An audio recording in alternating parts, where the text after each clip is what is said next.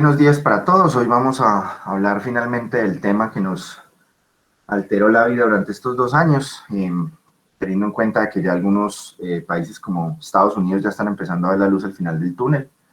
Esta semana probablemente ya quitan la restricción del uso de máscaras faciales en Estados Unidos para eventos a puerta cerrada. España ya está empezando a hacer festivales de música. Entonces, pues, si los procesos de vacunación se mantienen, a lo mejor para finales de este año nosotros también, o principios del otro año, pues nosotros también estemos en lo mismo. O sea, que si nos esforzamos y si los procesos de vacunación se hacen de forma más o menos diligente, a lo mejor de pronto hasta tenemos ferias el año entrante. Entonces, pues para entender cómo carajos quedamos acá, esta clase busca darles a ustedes fundamentos en 2 temas específicos, que es toda la parte de virología y de inmunología del virus, o sea, todo lo que hablaremos de la parte básica, pero también vamos a hablar de los aspectos clínicos. Esto es un tema que nos atañe a todos, o sea, muchos de ustedes me han llamado con prueba positiva o me han manifestado que tienen familiares enfermos. Estoy seguro que algunos de ustedes incluso han tenido familiares graves o de pronto, como muchos de nosotros han fallecido de esto. Entonces, pues realmente es un tema que nos toca directamente. Y obviamente cuando hay una pandemia, la primera vez que uno habla de una infección que le toca a todo el mundo. Entonces vamos a arrancar por los aspectos básicos y aprovechando, pues, como les comentaba ahorita, todo el ciclo de capacitaciones que hemos hecho a todos los niveles, en cursos virtuales, en universidades, en entidades, en la CIMBA, etc., etc. No vamos a hablar mucho de epidemiología colombiana porque la idea es que la clase sea general y que este video pues quede para hablar de la enfermedad en general. Ya si alguien quiere saber de aspectos epidemiológicos básicos, pues puede buscar en otras fuentes. Lo primero es que esta foto a mí siempre me parece histórica y la muestro porque yo ya había percibido que esto iba a ser un problema a finales del 2019 por los reportes que se sacan en algunas páginas que hablan de enfermedades emergentes. Entonces hablaban pilas que hay una neumonía probablemente por coronavirus circulando en China a finales del 2019, pero el 31 de diciembre ya empiezan a salir los artículos ya como tal en las revistas importantes. Y yo recuerdo claramente en esa época yo mostrarle a mis papás el celular, yo decirle, esto va a ser un problema, ojalá no se vuelva una pandemia, yo me acuerdo que les dije eso. Y esta de las fotos que salían, ¿no? Ya ahí sabíamos que era un coronavirus, ¿no? Esto es una micrografía electrónica en una escala de 100 nanómetros. Acuérdense que los coronavirus miden más o menos unos 60 a 80 nanómetros y aquí se ven las famosas proteínas pícula, de las cuales hablaremos bastante hoy, ¿cierto? Entonces ahí estaban el coronavirus y se veía incluso haciendo el ciclo viral en las vías respiratorias y la disrupción completa de las microvelocidades en función de la reproducción o de la replicación de esas partículas, ¿sí? Estos fueron los 2 artículos históricos de inicios del 2020, donde se hacía la caracterización epidemiológica inicial de la pandemia, ¿sí? Hablando pues de que estaba relacionado con el mercado de animales silvestres y de pues, los mercados húmedos de Wuhan, y acá ya se hacía la descripción como tal del coronavirus, y si ustedes leyeran este brief report, en este brief report lo que se trata es de hacer precisamente el cumplimiento de los criterios de Koch, por lo menos moleculares, es decir, si el coronavirus se replica en las vías respiratorias, estos pacientes no tienen ningún otro patógeno, dado pues incluso por técnicas de secuenciación, no hay ningún otro patógeno que esté allí en los alvéolos, lo que más predomina es este virus, hay una correlación espaciotemporal, ¿sí? Y los otros pacientes que tenían neumonía durante esa época de otro patógeno no tenían este coronavirus, tratando de cumplir precisamente los criterios de Koch. Entonces todo arranca no por culpa de los murciélagos, ¿sí? Sino que arranca básicamente por nuestra mala relación con el entorno, ¿sí? No sé si se acuerdan ustedes de esa clase, pues yo nunca se las evalué, de la clase de enfermedades emergentes y de cambio climático. En ellas hablamos de todos los problemas, de todo lo malo que nosotros le hacemos al entorno y de cómo la naturaleza nos ha ido escupiendo paulatinamente males a través de eso que le hacemos de mal a la naturaleza. Entonces, cuando arrancó de una vez la pandemia, y eso lo analizamos a profundidad en la clase que está en el canal de Gram sobre el genoma de SARS-CoV-2, al inicio de la pandemia ya se sospechaba que esto venía de murciélagos y de hospederos intermedios diferentes a los murciélagos, dado que en el año 2003 ya habíamos tenido un prólogo de esto que fue la crisis del SARS-1. Ahorita mencionaremos un par de detalles de esto. Mismo escenario, una enfermedad emergente en el sur de China, con compromiso de casos en varias partes de Asia, del sudeste asiático, y casos que se presentaron también en Norteamérica, en Europa. Hablamos entonces de una pandemia, pero debido a las características del virus, a lo letal que era y a la poca transmisión presintomática o asintomática, eso no se convirtió en una pandemia global. Realmente no tuvo los problemas que tenemos ahora. Realmente, si queremos saber la potencia de esta pandemia, hay que ver lo que está pasando en India. Yo sé que todos estamos muy concentrados de lo que está pasando en este momento en Colombia, pero les recomiendo bastante que analicen lo que está pasando en India, porque lo que pasa en India en este momento puede ser un prólogo o un tráiler de lo que podría ser la última fase de la pandemia para el resto del mundo, especialmente países como Colombia, que va a tener un fuerte descontento social en los próximos 9 a 12 meses. Entonces, va a tocar ir analizando eso. Entonces, desde el SARS 2003 hasta ahora, lo que estamos viendo en India, estamos viendo todo el espectro de posibles líos que hay a través de una pandemia emergente, a través de un virus que es de origen zoonótico, ¿sí?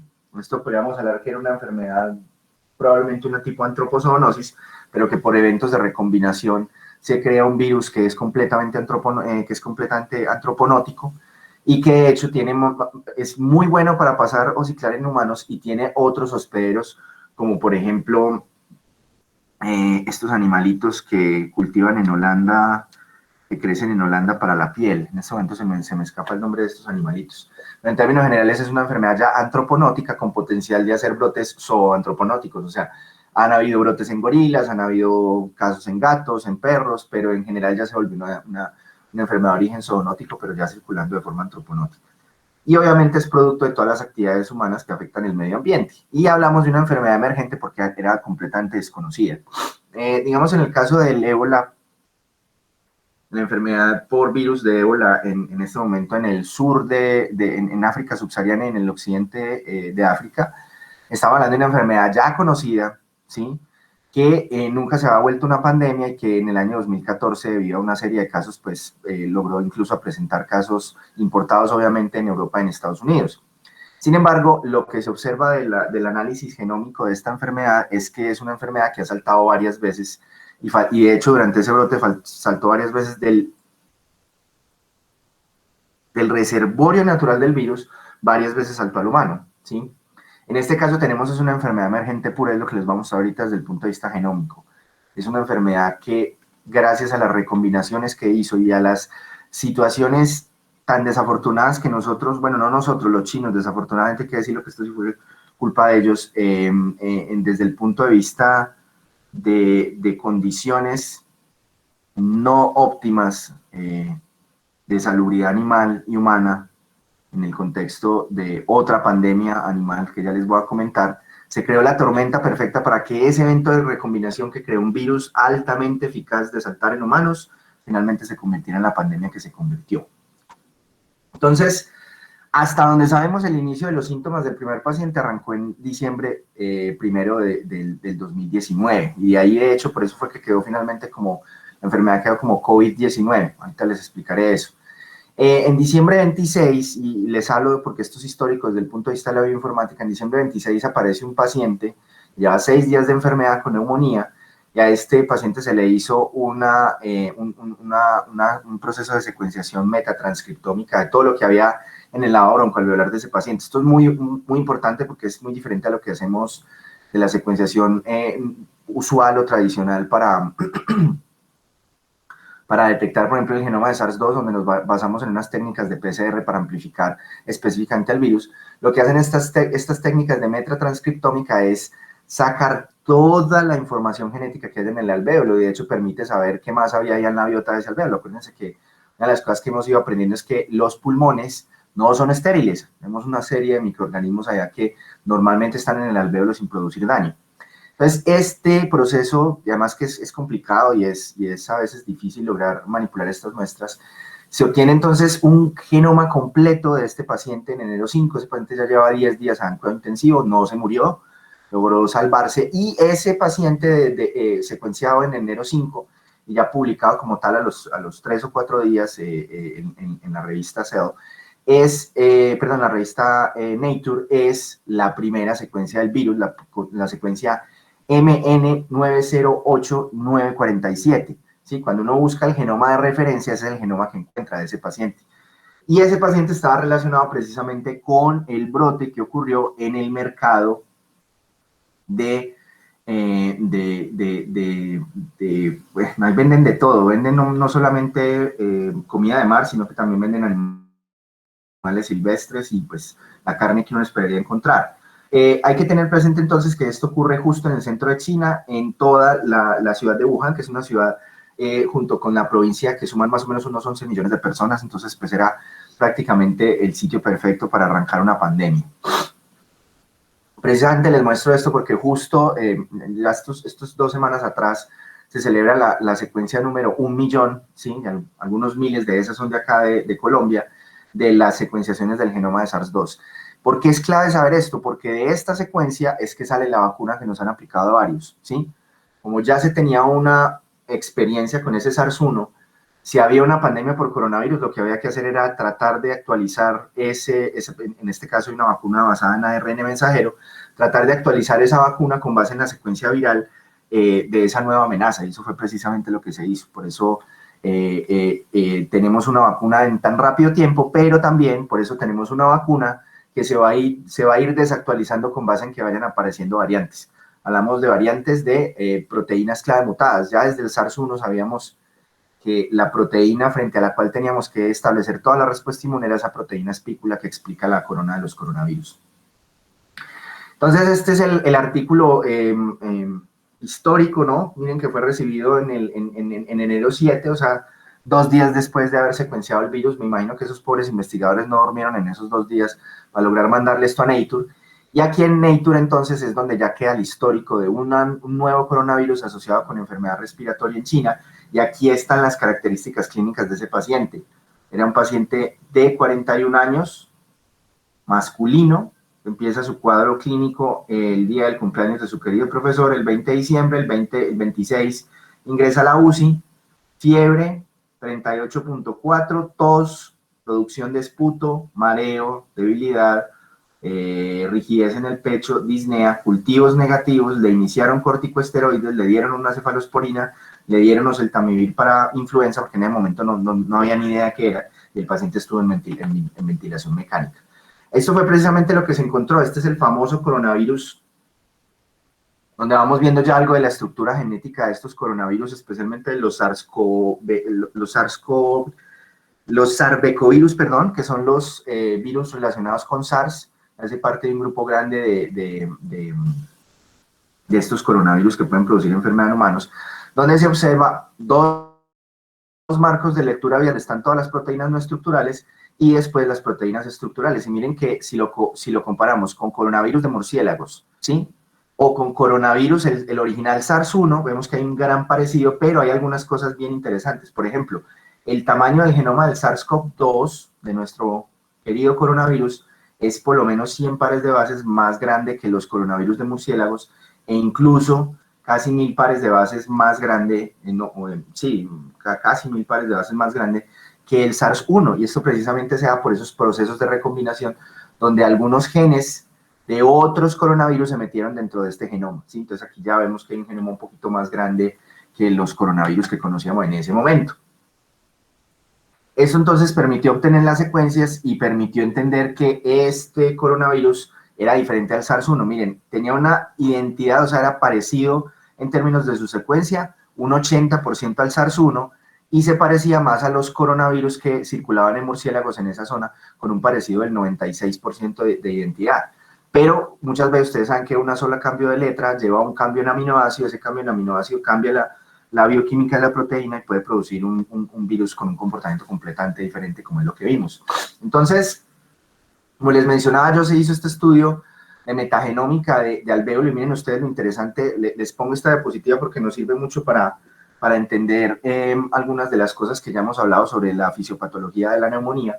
Miren ustedes cómo a este paciente se le había encontrado toda una serie de virus que están más relacionados con eliminar amenazas que hay dentro del mismo alvéolo. Miren que había un virus que mata a Saccharomyces cerevisiae, había un ignovirus para matar, quién sabe qué será esto, Crypta fumideae, había también un virus para matar una polilla, había un virus, también un fago, o sea, un virus que ataca bacterias, y otro ignovirus de Hipozoster fugitivus, que puede ser, no sé, un insecto, no sé qué animalito es este.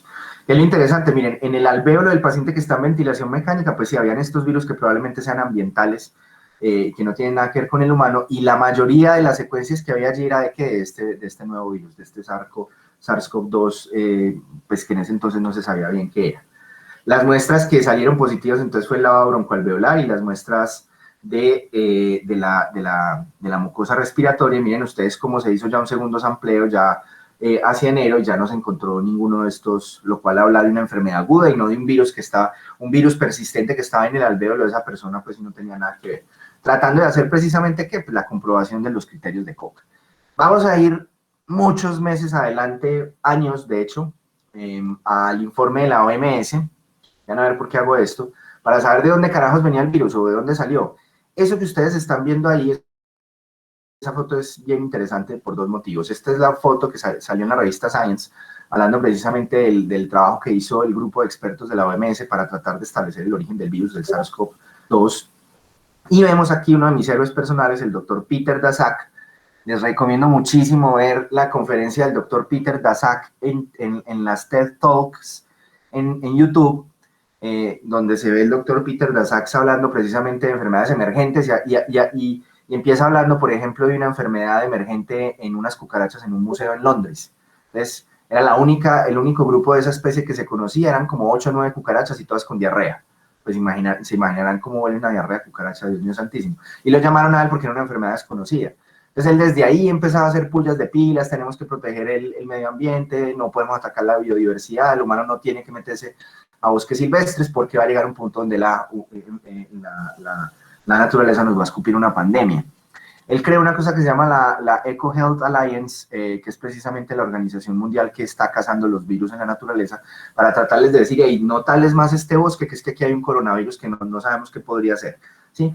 Entonces a él la OMS lo convocó precisamente para hacer este estudio y llegó acá a analizar las muestras que había en el Instituto de Virología de Wuhan, porque para echarle gasolina a las teorías conspirativas, desafortunadamente el instituto más avanzado de virología y donde habían patógenos emergentes y donde estaban algunas muestras de coronavirus de murciélagos era precisamente el Instituto de Wuhan, que queda a 20 minutos en carro del mercado de fauna silvestre de ahí del mismo Wuhan. Entonces, obviamente al inicio, y para mucha gente que cree en teorías de la conspiración, la patología vino de ahí, como si hubiera sido pues un arma biológica china, o lo que se hablaba que pues dentro del espectro de probabilidades era mucho más probable si hubiera salido en laboratorio, un error de laboratorio.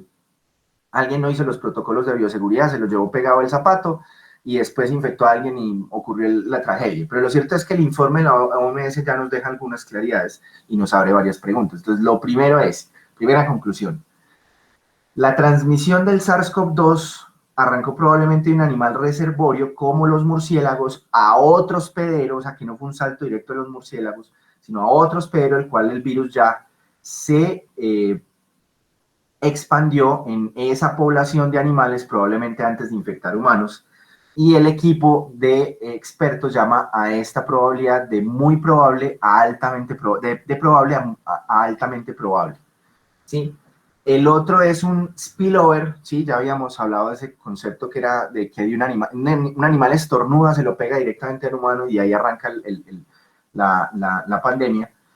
Un spillover directo a personas desde un animal reservorio como murciélagos de posible a probable. Sí, miren que es mucho más probable el hecho de que de los murciélagos pasó un animal intermedio y después al humano. Lo hablan es de posible a probable. De que haya salido, por ejemplo, de carne fría, de carne congelada, de un animal infectado, una ruta que se habla de posible, ¿sí? Y un incidente de laboratorio que haya llevado a la primera infección como altamente improbable, ¿sí? Entonces ya de una vez vamos descartando esta, y una de las que se había considerado era pues precisamente el mercado de fauna silvestre, y todo esto tiene que ver con el hecho de que hemos sido altamente negligentes con la protección de la fauna silvestre, especialmente en este tema de los mercados húmedos. Entonces, a este punto puede haber desaparecido completamente el hospedero intermedio. Sí, y esto es lo que pasa, o sea, el virus salta a un animal X, que ya vamos a hablar ahorita cuál es el más probable. Después de ahí se recombina y crea un virus que de pronto no es tan bueno para producir enfermedad en ese hospedero intermedio, que en este caso sería el pangolín. Pero desafortunadamente por la interacción del pangolín con los humanos, que es que ningún pangolín debería estar interactuando con humanos, y menos un animal que ni siquiera es del centro de China, sino que es de sudeste asiático, del sur de China y de otros países pues que no, nada que ver con Wuhan, hace entonces que el animal interactúe con el humano y este virus, que sí es súper bueno para saltar entre humanos, pasa a él, el virus se extingue en el hospedero intermedio y lo único que nos queda es los fósiles genéticos dentro de ese proceso de recombinación. Entonces, esto es precisamente lo que tenemos. Entonces, lo que habla, citado pues de una de prensa de marzo 29 de Associated Press, habla que se establece una posible ruta de origen desde el sur de China y el sudeste asiático en relación con el comercio de fauna silvestre, dado que en el sur de China está la mayoría de los coronavirus de murciélago relacionados con SARS-2. Uno de los estudios que les voy a mostrar habla de que esos SARS-CoV-virus relacionados con el SARS-CoV-2 están en todo China, específicamente en el sur de China, están en Japón, están en Malasia, están en el sudeste asiático, o sea que SARS-3 y SARS-4 está a la espera de poder hacer una recombinación y volver a saltar otra vez a los humanos. Y lo que se solicita entonces es analizar en el sur de China el posible hospedero intermedio. ¿Qué fue lo que pasó? Si las condiciones del 2019 no hubieran sido las más adecuadas, probablemente ese coronavirus se hubiera recombinado, hubiera infectado a algunos pangolines, y esos pangolines nunca hubieran infectado a ningún otro humano, si no se hubiera dado lo que se dio y fue el problema de la crisis de la carne en el año 2019. Espero que ustedes valoren lo que discutimos alguna vez en la clase de enfermedades emergentes, como eventos en la naturaleza y destrucción de hábitats y alteraciones de ecosistemas podía crear la tormenta perfecta para la emergencia de una pandemia. Y eso fue lo que precisamente pasó. Este es un artículo de prensa que yo había leído en el año 2019, como yo les comenté ya en diciembre, yo ya estaba algo preocupado por los reportes que estaban saliendo en medios de enfermedades emergentes hacia finales de diciembre, y de fondo yo había leído esto, pero nunca lo había relacionado. Resulta que en China y en general en el mundo, en el año 2019 ocurrió una pandemia que uno no se da cuenta, y fue una pandemia relacionada con cerdos, una enfermedad porcina, o la fiebre africana porcina, que es una enfermedad causada por un grupo viral que nunca produce enfermedad en humanos, para que por ese lado no es para que se preocupen, pero esa enfermedad produjo una pandemia tan grande en cerdos que alcanzó a matar un cuarto de los cerdos del mundo. Yo quiero que ustedes mediten esa cifra que les estoy diciendo en la cabeza. A ver, SARS-2 en este momento, a pesar de que la pandemia ha matado a tanta gente, todavía no ha matado ni el 2% de la población humana, ¿sí? Y estamos hablando que esa enfermedad de cerdos mató un cuarto, son 25% de todos los cerdos que existían en ese momento en el mundo, ¿sí? O sea, esa epidemia en términos de los cerdos fue tan devastadora como la muerte negra en Europa en el año 1347, que la vimos al inicio de este curso, ¿sí? Para que entiendan la magnitud. ¿Y eso qué carajos? ¿Eso a mí por qué me tiene que importar? Claro, esta enfermedad emergente que saltó de África, llegó a China, y en China, los cerdos de China, ninguno tenía inmunidad, lo que hemos hablado siempre del tema de las pandemias, causó que se cambiara completamente los procesos de cría y sacrificio de animales, y además de cómo se recibe o cómo se toman las proteínas animales para la dieta. Entonces, todos los precios de la carne de res y de cordero aumentaron para las familias alrededor del mundo, porque pues ante el aumento del precio de la carne de cerdo, pues la gente se puso a comprar otras cosas. Yo recuerdo que en aquella época la carne la compramos entre mis papás y yo, compramos toda la carne junta, y yo me acuerdo que en ese noviembre mi mamá dijo, no, aprovechemos y vamos a comprar más bien, como el cerdo acá sí la producción no se afectó porque la mayoría del cerdo que nosotros consumimos es local, comprábamos cerdo acá porque había otras cosas que estaban muy costosas. El salmón en esa época subió de precio, la res también subió algo de precio, y no sabemos qué era relacionado con esto. Pero eso tiene otros efectos. Fue de hecho tan específico el precio sobre la res que en Brasil, por ejemplo, se empezó a aumentar la tala de bosques para crear suelo libre para poder poner cabezas de reses, ¿sí? Creo que ustedes miren cómo un problema de una enfermedad emergente de cerdos en China mata un cuarto de los cerdos del mundo, produce cambios en los consumos de alimentos y fortalece los procesos de tala de bosques en el Amazonas, contribuyendo al cambio climático. Y no hemos hablado de la pandemia, ¿no? Entonces, ¿qué fue lo que pasó al interior de China? Esto es lo más preocupante. Como en China fue el mayor golpe de la pandemia, el mercado de China de cerdos colapsó. Teniendo en cuenta que los chinos son los que más cerdo consumen. A ellos les encanta el cerdo y lo saben preparar de 50.000 deliciosas formas. Entonces, ¿qué fue lo que pasó? Como se limitó la cantidad de cerdos que se podían vender, entonces los chinos, ustedes saben que ellos comen todo lo que se mueva, bote o no bote sangre. Entonces, lo que se hizo fue un aumento significativo del comercio de fauna silvestre desde el sur de China hacia el centro y norte de China, donde están las grandes ciudades, como Beijing, Wuhan, entre otras, pues más de 100 ciudades que tienen más de 1 millón de habitantes. China es colosal. Y esto hizo entonces que la demanda de animales como pangolines, civetas, murciélagos, antílopes y lo que ustedes imaginen aumentó significativamente, un 100 a 200%. Entonces, claro, probablemente ese aumento de comercio de pangolines hizo que ese vino recombinante de un murciélago de China llegara muy fácilmente al mercado de Wuhan, y ahí el resto entonces es historia. Esto es una foto que sale en la revista Cell en el año 2020, en abril 16, cuando apenas estábamos arrancando el primer tercio de la pandemia. Y quiero que observen ustedes cómo es un mercado húmedo. Creo que está la imagen más elocuente sobre los peligros de esto, muchachos. Yo quiero que ustedes miren aquí cómo hay culebras, mapaches, roedores silvestres, ¿sí? Y bueno, más mapaches. Y todo esto en un espacio cerrado, ¿sí? Donde la gente anda y pues si uno de estos mapaches tiene tos o estornuda, pues la persona que pasa se respira los aerosoles, y si es un virus que salta mucho más fácil entre humanos que entre animales, ahí tenemos otra vez una pandemia, ¿sí? Entonces, creo que una de las cosas que debería hacer el mundo es tratar de evitar o sea, esto hay que abolirlo, los mercados de fauna silvestre hay que abolirlos. Nosotros solamente deberíamos consumir carne que venga de procesos de cría selectiva en condiciones controladas, y ojalá a futuro nos inventemos esta famosa carne de probeta para dejar de matar animales, a ver si dejamos de seguir acabando con todo. Entonces, lo que tenemos es que ya en estos mercados donde ya se sacrifican los animales, ustedes tienen que tener presente que los animales es mucho más barato llevarlos vivos. Llevar carne frías necesito congeladores. Entonces, usted se lleva el animal orinado y cagado dentro de un camión, y finalmente van ustedes los para allá en el mercado, allá los sacrifican. Entonces, las personas que hacen el beneficio de estos animales están expuestos al virus. Lo que encontramos ahora ya de elementos claros es que de los pangolines de Malasia y de los murciélagos del sur de China se creó esa gran quimera que nos explica el SARS-2. Entonces, lo que nos demuestra precisamente es que las regiones específicas del virus, especialmente la región de reconocimiento de carbohidratos de la proteína espícula, es una de las regiones del virus que más proceso de selección natural recibió inmediatamente después de crearse este virus quimera, este virus recombinante, debido a que al montarse muy fácil entre humanos y empezar a circular en humanos, todas las secuencias del virus conservaron este cambio que les heredó los pangolines.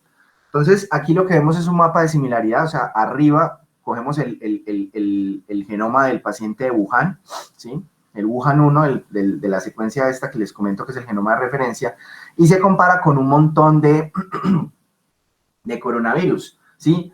De coronavirus, de pangolines, de coronavirus de murciélagos, ¿sí? Y quiero que observen cómo hay dos virus en particular que tienen una alta similitud a el coronavirus. Tenemos acá el coronavirus RADG13, que es el coronavirus más parecido a el coronavirus SARS-2, y miren ustedes que esta rayita aquí, rosadita, está por acá por encima del 95. Claro, ese RADG13 tiene un 96% de similitud al SARS-CoV-2, pero noten ustedes que acá en la región 2, miren, acá en la región 2, hay una caída en la similitud de ese RADG13 y aparece un coronavirus de pangolín que tiene mucha más similitud, una similitud que en esa región llega a ser por encima del 80% a ese SARS-CoV-2. Entonces, ¿qué fue lo que pasó? Si uno mira las proteínas no estructurales, miren que el SARS-2, ¿sí? El de Wuhan, el de Taiwán, de Estados Unidos, Wuhan, ¿sí? Este SARS-2 se parece más a los coronavirus de murciélagos, y el coronavirus pangolín está por acá lejos. Miren, pangolín lejos, coronavirus de murciélago cerca. O sea, hasta ahí decimos, en general la estructura de ese virus tuvo que haber salido de los murciélagos. Pero miren, cuando nos venimos acá a la región 2, si ya solamente miramos la región 2 y hacemos un análisis filogenético, miren ustedes cómo el virus SARS-CoV-2, el primo más cercano, ya no es ningún murciélago, sino que es el pangolín, ¿sí? Entonces lo que tenemos es que hubo una recombinación de la proteína S de la región RBD que le dio unas características interesantes. Acá lo vemos precisamente en esta tabla. Estos son de toda la región de la proteína espícula, la región RBD, que va desde la posición de aminoácido 300 y pico hasta la 600 y pico. Vemos que los aminoácidos que están en el virus SARS-CoV-2, este L, F, Q, S y N, son exactamente los mismos del pangolín L, F, Q, S, N, pero diferentes a los de los murciélagos. Miren que en los murciélagos a veces hay otros diferentes. En vez de una F hay una L, en vez de una Q hay una E, sí, que son ya murciélagos como tal, coronavirus, perdón, de los murciélagos. Entonces, ¿qué conclusión sacamos de esto? Sí, muy probablemente estos RADG13 puedan de alguna forma producir infección en humanos, pero debido a que no tiene estos cambios importantes en la región RBD y además que adquirió un sitio de clivaje de furina, que como vamos a ver mañana en otros virus respiratorios, esos sitios de clivaje de furina son claves, por ejemplo, para los brotes epidémicos de influenza y los brotes epidémicos de virus sincitial respiratorio. Al recibir esas dos cositas, esa región RBD de los pangolines y ese sitio de clivaje de furina se convierte en un virus de un potencial altamente pandémico. Entonces alguien me podría decir, profe, pero entonces ¿por qué el virus del pangolín no ha producido ningún brote en humanos? Muy sencillo, porque es que el virus del pangolín no tiene todo lo otro que tiene el virus del murciélago, ¿sí? Las regiones de las proteínas no estructurales como el marco de lectura 1A y 1B son de los murciélagos, son muy aptos para hacer el proceso de ciclaje en humanos. Faltaba era la llave, que es la proteína S, para entrar entonces a las células humanas. Entonces, precisamente ese virus apenas se creyó, se generó en la naturaleza, pues fácilmente empezó a saltar en humanos de forma muy expedita. Eso es precisamente lo que encontramos. Esto es un estudio que se hizo en Lancet, analizando las secuencias del coronavirus, ¿sí? De otros pacientes, 9 secuencias hechas también por secuenciación genómica, todos de virus cultivado y helado broncoalveolar, y todos al inicio de la pandemia. Miren que son pacientes del 30 de diciembre, del 7 de enero, o sea, son recién arrancada la pandemia. De hecho, ahí está el genoma completo del paciente de diciembre 26, ¿sí? Este es el Wuhan 1, miren, Wuhan 1, está Wuhan 2, Wuhan 3, Wuhan 4, otras secuencias, y nos muestra lo siguiente, que es lo que les quiero mostrar en esto. Miren, son esos genomas, el genoma consenso del paciente Wuhan 1, ¿sí? Después de sus 3 revisiones, y todos esos pacientes entre el 26 entre el 26 de diciembre y el 7 de enero. Noten ustedes que acá está el genoma completo. Todo lo que sea raya negra quiere decir que la secuencia es exactamente la misma. O sea, no hay ninguna diferencia, salvo estas letricas. Miren que acá entonces en la posición 6.943 del genoma del virus hay un cambiecito por una C, ¿sí? Y lleva a un cambio a un cambio de la proteína, ¿sí? Por eso entonces aparece este cambiecito. Por aquí otro cambiecito, o sea que la secuencia Wuhan 1 con respecto al consenso que se sacó tiene estas dos mutaciones. El Wuhan 4 de todo el genoma tiene este cambiecito y tiene este cambiecito. Del genoma de referencia acá tiene este cambiecito en C, T, C, y lleva estos dos cambios de aminoácidos. ¿Qué quiere decir con eso, muchachos? Que ese virus inicial que se generó por la recombinación del pangolín y el murciélago fue tan exitoso saltando en humanos que no necesitaba mutar para seguir saltando, ¿sí? O sea, ya quedó abierta la cerradura a toda la raza humana para poder ir pasando de paciente en paciente haciendo el proceso de transmisión aerobia, que es lo que habíamos visto en clases pasadas. Este virus entonces era altamente similar, ¿sí? O sea, la similitud entre estas secuencias es del 99.99%, Pero a medida que el virus ha ido saltando entre humanos, pues ha ido ya acumulando cambios y eso es lo que nos explica por qué probablemente a futuro tenemos que actualizar las pruebas diagnósticas y las vacunas, que es lo que les hablaré con base en las variantes. Entonces, esto es lo que precisamente nos permitió hacer las pruebas que de alguna forma permiten establecer cuál es la posibilidad de que un paciente tenga un virus. A todos a ustedes los que les han violado la cabeza, haciéndoles la prueba de RT-PCR, si se las han hecho acá en Caldas y si la muestra la han mandado al Laboratorio de Salud Pública de la Universidad de Caldas, probablemente les hayan hecho esta prueba. Entonces, este es el protocolo Caldas desarrollado por los investigadores de la Universidad de Caldas. Aquí tenemos grandes amigos en este grupo. Está los dos directores del hospital, el doctor Edwin y el doctor Diego. Está Marcela Orjuela, que es bióloga, en este momento estudiante de maestría de bioinformática. Ella es estudiante mía de la maestría de bioinformática, está trabajando conmigo en tuberculosis, en este momento está haciendo una pasantía en México, haciendo SARS-CoV-2 genoma. Tenemos también al doctor Sileri y al doctor Narmer, ambos amigos de la Universidad Católica y de BIOS que han trabajado con nosotros. Ellos hacen este protocolo Caldas donde se analizan por lo menos 3 ondas distintas del virus para poder tener una optimización de la sensibilidad y la especificidad a la hora de poder analizar este virus. Entonces, lo que se analiza en estos pacientes es la proteína E de envoltura, la ribonucleasa dependiente de ARN, pues porque obviamente el virus necesita multiplicar su propio genoma, el gen de la nucleocápside y una ARNasa que hace parte pues de las proteínas no estructurantes del virus, ¿sí? Entonces, miren ustedes lo que se está haciendo acá. Si nosotros nos devolvemos a este mapa, del genoma del virus, perdón, me vuelvo acá, miren ustedes que por acá es donde va a estar este gen RPRP, por acá está el gen de la envoltura y por acá está el gen de la nucleocápside. Estos genes RPP, nucleocápside y E son segmentos del genoma que son muy conservados, no se mutan tanto. Mientras que observen ustedes como en la proteína espícula, generalmente es el sitio donde hay mayor polimorfismo. Entonces, las pruebas basadas en la proteína espícula en este momento ya van a estar fallando, porque obviamente ya no hay la posibilidad de que se alineen con blancos del virus, que son los que uno esperaría encontrar de forma constante en el virus. ¿Y por qué? Porque la alta constancia de estas proteínas, pues porque son fundamentales para el proceso de replicación del virus en el cuerpo, ¿sí? ¿Qué es lo que tenemos acá? Miren, el gen de la envoltura es una identificación de secuencia que coge a todos los arbecovirus. Entonces, este es común a todos los arbecovirus. Si aquí hubiera un SARS-1, lo detecta, ¿sí?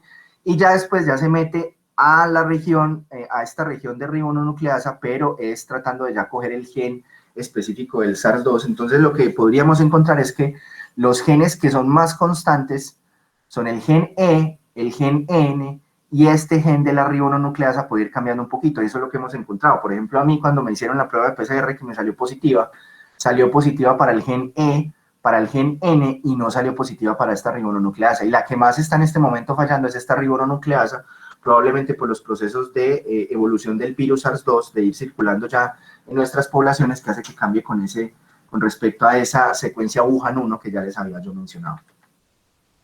Entonces, de hecho, hay de los 120 laboratorios que utilizan pruebas de PCR en Colombia, solamente hay unos 35 laboratorios que utilizan un esquema de 3 genes.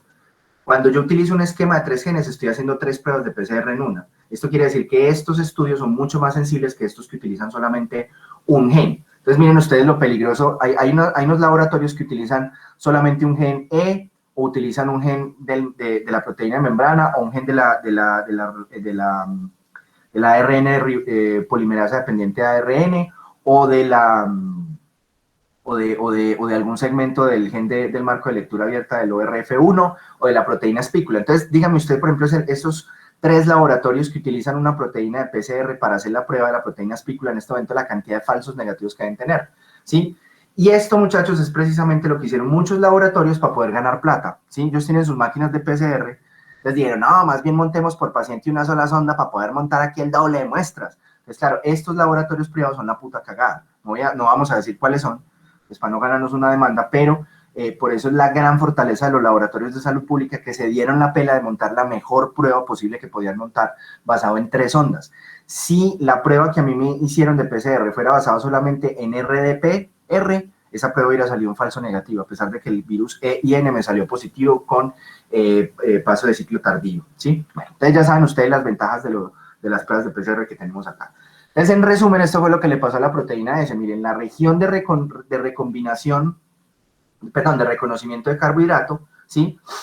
Vemos entonces cómo el SARS-CoV-2 tiene un fuerte parecido, es a la secuencia de pangolín, como vimos ahorita, y estos residuos de aminoácidos que se heredaron básicamente del pangolín, miren que acá tenemos esta L del pangolín, la F del pangolín, el QS, N y Y, algunos de estos residuos han ido ya variando con base en las variantes. Esas variantes de preocupación, que la variante inglesa y todo eso, hablan precisamente de los cambios en esta región, cómo se han ido acumulando, y algunos de estos cambios hacen que el virus se vuelva más transmisible. En este momento hay una fuerte preocupación por la variante hindú. Se cree que esta variante hindú es 2 veces más contagiosa que la variante inglesa, que ya es 2 veces más contagiosa que este virus que salió de Wuhan, que ya per se causa una pandemia. Lo otro, que habíamos hablado de que el virus era un poquito más grande, quiero que observen esto, lo interesante, miren. Este es el virus RADG13 de murciélagos, el virus de pangolín y el virus SARS-CoV-1 de humanos. Noten ustedes cómo acá viene la secuencia igualita y acá hay como una interrupción, y aparece entonces aquí este sitio de estos aminoácidos, ¿sí? Esta cadena de aminoácidos, que es el sitio polibásico de clivaje de proteínas como la furina, ¿sí? Esto es otra de las desafortunadas noticias que ocurrió con esto. O sea, tenemos un virus de murciélago que recibe una espícula de pangolín y que además hizo una recombinación. Nadie sabe todavía de dónde salió esto puede ser de otro virus, de otro animal distinto, o sea, una triple recombinación que le dio este sitio de clivaje polibásico que hace que sea mucho más contagioso entre células, ¿sí? Y ahí con ese marco ustedes entienden. Quiero que noten ustedes lo bonito y lo interesante de esto. Miren, son elementos de biología molecular donde estamos hablando de cambios de un solo nucleótido y de un solo aminoácido que se relacionan con las actividades que nosotros hacemos en la naturaleza y de cómo estamos afectando el entorno, ¿sí? Deberíamos nosotros hacer unas reflexiones muy fuertes y deberíamos seguir afectando la naturaleza y la biodiversidad sabiendo las amenazas tan grandes que tenemos de hacer estos procesos.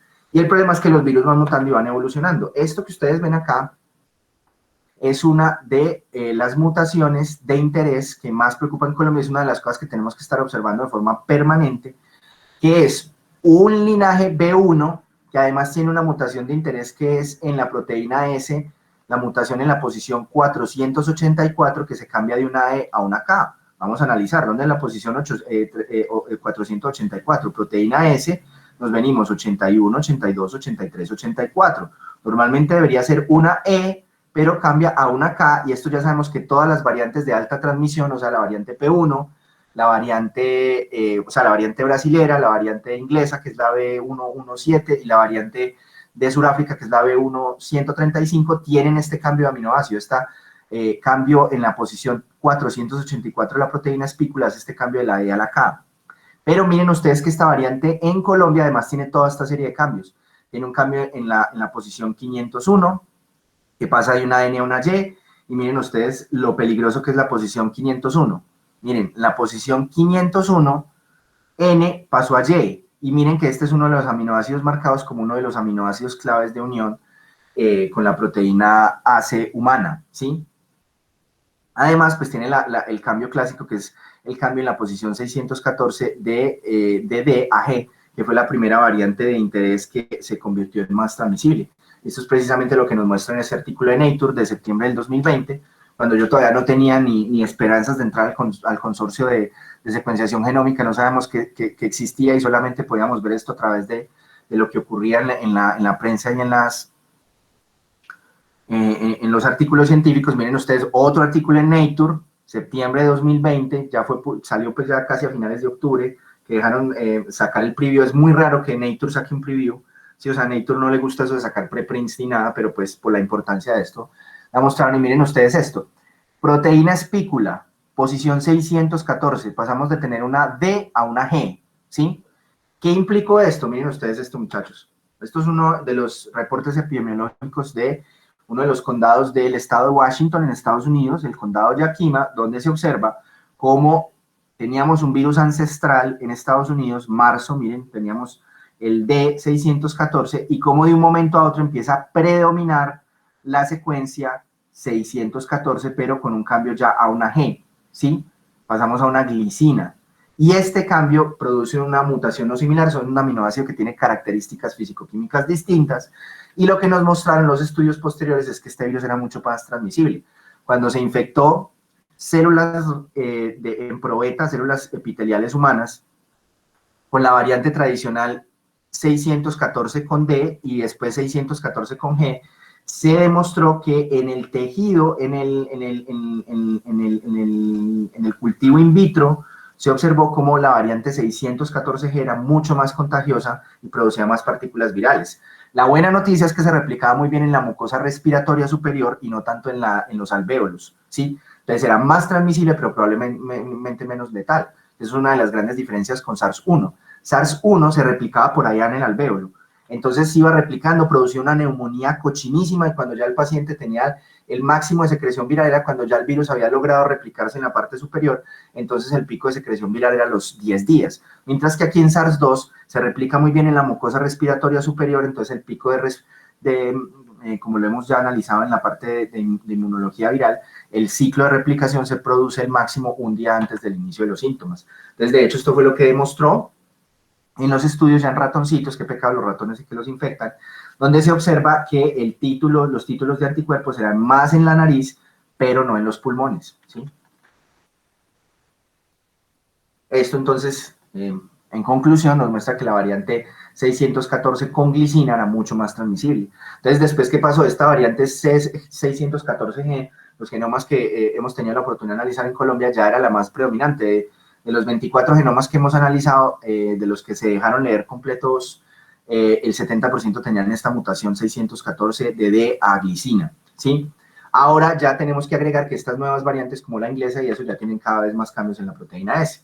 Entonces, en el penúltimo reporte, no les tengo el último, este es el penúltimo reporte, ya tenemos en Colombia 734 genomas analizados, la meta es llegar a 50.000 genomas a final de este año, vamos a ver si somos capaces, eso va a ser muy difícil.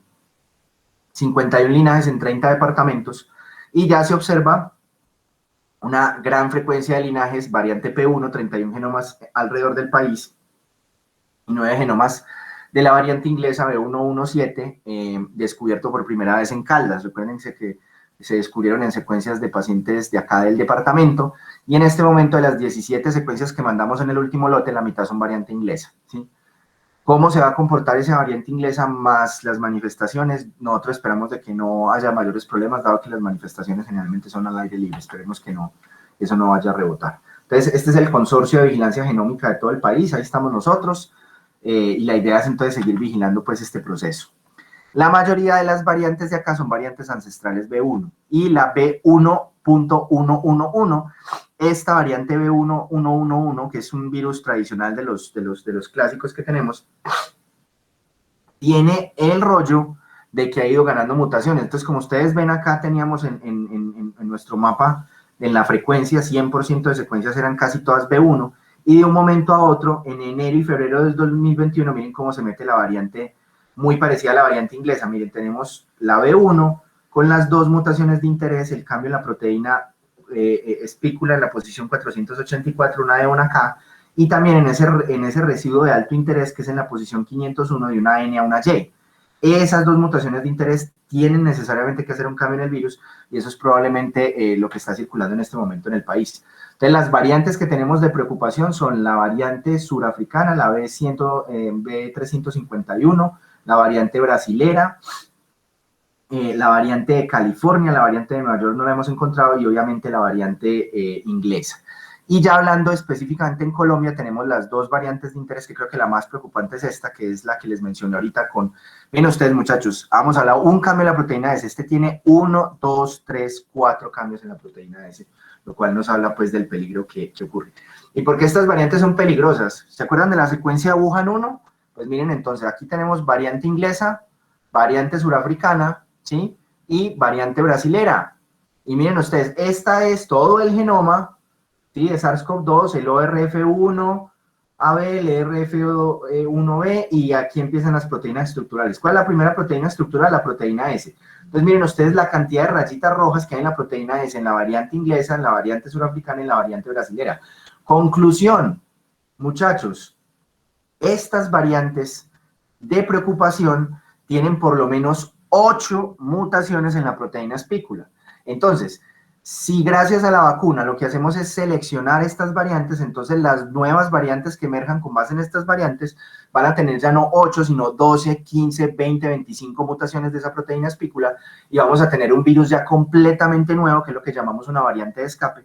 Y cuando esa variante de escape evolucione, como en un país donde no ha logrado controlar su curva epidémica, como en la India o en otras partes del mundo, o en su momento como nosotros hace apenas 15 días, esa variante de escape nos devuelve al día 1 de la pandemia, muchachos. O sea, nos devuelve al 15 de marzo, cuando no teníamos vacuna, cuando no sabíamos qué putas hacer, nos devuelve a ese punto, ¿sí? Ese es el gran miedo, y por eso es que ahora, en este momento, a los gringos les están diciendo, hey, la pandemia no se ha acabado, muy bien, hagan sus fiestas, quítense el tapabocas, pero necesitamos que volquen las ayudas a los países del tercer mundo. En este momento India, pero muy seguramente después va a ser el resto del sudeste asiático. Tenemos una bomba de tiempo en África, y Latinoamérica siempre ha sido un basurero en llamas. Entonces, si no vacunamos a la población global, vamos a coger una de estas variantes, se va a volver una variante de escape y volvemos otra vez, porque ya sería como una especie de SARS-3, ¿sí? Pues por decirlo de alguna forma. Entonces, esto es lo que tenemos, este es el resumen de cambios. Pues yo obviamente les voy a pasar las diapositivas y les voy a mencionar, pues les voy a dejar las lecturas y todo eso, pero quiero lo que vean ustedes acá es la cantidad de mutaciones que hay en la región RBD. Siempre está esa mutación de interés que preocupa mucho, que es esa E484K, que es altamente preocupante. Y miren ustedes que todo esto tiene que ver con aumento de la transmisibilidad. Ahora, jode las vacunas, aquí en esta tabla está un poquito desactualizada, se sabe que produce una disminución de la eficacia de los anticuerpos, pero por ahora no tenemos una variante de escape, ¿sí? Este es un preprint muy chévere, pero creo que vale la pena verlo. Haz de cuenta que esta es la proteína S. La proteína S tiene unos talones de Aquiles, que son estos sitios donde les entran las flechas. Estos son los epítopos, ¿sí? Acuérdense, las zonas de unión de anticuerpos. Esto lo vamos a analizar este jueves, que vamos a hablar de toda la parte de anticuerpo, de antígeno-anticuerpo. En los epítopos de este antígeno que llama proteína S, se ven unos sitios específicos donde si las flechas pegan allí tienen más probabilidad de bloquear la proteína, porque lo que queremos es que los anticuerpos, se peguen varios anticuerpos a estos sitios diana donde hay una alta potencia, hay una alta potencia de neutralización para que la proteína no pueda hacer nada y no pueda permitir el ingreso. Acuérdense que esta es la llave que permite el ingreso a la célula, que es la proteína AC, ¿sí? La unión de esto con la proteína AC más la acción de ciertas proteasas es lo que permite que el virus ingrese y que arranque su ciclo viral. Entonces, esto es lo que tenemos. Miren, esta es la proteína Wuhan 1, la original de Bandai, de la recombinación, la que empezó a saltar en humanos. Miren ustedes que hay muchos sitios donde se le puede pegar los anticuerpos. Miren ustedes, acá estamos viendo las regiones FAB, las regiones variantes de unión de anticuerpos a los epítopos específicos de las dos zonas diana de la proteína S donde la bloqueamos. Y lo que vamos teniendo es que miren ustedes acá, en la posición 501 y en la posición 484, que probablemente este es el coronavirus que me dio a mí, que les dio a los que se infectaron en estos días, miren que ya las proteínas no se pegan muy bien, los anticuerpos no se pegan muy bien a esa proteína espícula. Si vamos acumulando más mutaciones, va a llegar el punto donde los anticuerpos diseñados con base en la vacuna Wuhan 1 no van a ser capaces de neutralizar. Lo cierto es que por ahora, con respecto a todas las vacunas que hay en el mercado, hay un amplio margen de protección. O sea, los anticuerpos se pegan levemente, se pegan a esa proteína, y esa unión a esos anticuerpos, a esas proteínas, pues ha logrado todavía mantener algo de protección para que se active el sistema inmune. Acuérdense ustedes que estas proteínas, al pegarse estos anticuerpos a este antígeno, pues esto va a activar la región FC, entonces los macrófagos van a poder fagocitar esas partículas virales, las células que están infectadas van a poder ser reconocidas, etcétera, etcétera, etcétera. Entonces, como hemos hablado ya de la parte molecular, es la hora de hablar de las vacunas. ¿Qué vacunas tenemos en este momento en el mercado, que tenemos en este momento en acción? Tenemos la vacuna completa inactivadas, que son las vacunas muy parecidas a la vacuna de la polio y a otras vacunas que se nos ponen, que es el virus muerto, el virus achicharrado. Entonces, lo que hacen los macrófagos es que se tragan el virus, lo fagocitan, las células dendríticas los procesan, van y hacen el priming de las células T, allá en los ganglios linfáticos y se produce una respuesta celular y humoral frente al virus, ¿sí? Entonces hay que recordar que los antígenos inmunodominantes de ambos vías inmunológicas son distintas. La inmunidad humoral va dirigida contra la proteína espícula, contra las proteínas de la corona del coronavirus, mientras que los antígenos de la inmunidad celular van dirigidos a la nucleocápside y a otras proteínas que están ya más al interior. Ese es uno de los modelos de vacunas que tenemos. El otro interesante que viene a futuro es de sus unidades proteicas, son muy fáciles de producir y se espera con los trabajos que está haciendo Novavax y de pronto esas proteínas pueden ser una de las respuestas a estas nuevas variantes, porque son vacunas extremadamente fáciles de producir. Estas vacunas basadas en sus unidades proteicas, algunas de las que se hacen para la influenza estacional, que cada año hay que aplicársela a algunos pacientes, es precisamente para buscar los beneficios de su facilidad de construcción, entonces cada año se puede actualizar. Entonces, si tenemos variantes de escape que vayan emergiendo, pues cada año se va creando una vacuna que coja esas variantes de escape y nos tenemos que chuzar cada año, muchachos, pues, o los pacientes que se defina que se va a hacer esto. Las otras son las vacunas vivas atenuadas, que son muy peligrosas. Lo cierto es que nadie está investigando ninguna vacuna de estas para el virus SARS-2, porque el problema de estas vacunas es que estas vacunas pueden producir infección en el paciente inmunodeprimido, en el paciente con leucemia, el paciente que toma biológicos, puede producir infección en el feto, en la mujer embarazada. Entonces, por eso estas vacunas nunca se estudiaron en COVID. Hay algunas en estadio preclínico, pero ¿para qué si tenemos vacunas más seguras? Y esta es como, por ejemplo, la duda, muchos de ustedes me han escrito como, profe, si yo tengo mi tía, por ejemplo, tiene artritis reumatoidea, y le dan etanercept y le dan esteroides, y entonces ella se puede vacunar. Entonces, si fuera un virus atenuado, no la podríamos vacunar. Lo que buscamos es darle otras vacunas para tratar de evitar hacerle daño, ¿sí? De que el virus recombinante, de que estos virus atenuados terminen matando al paciente.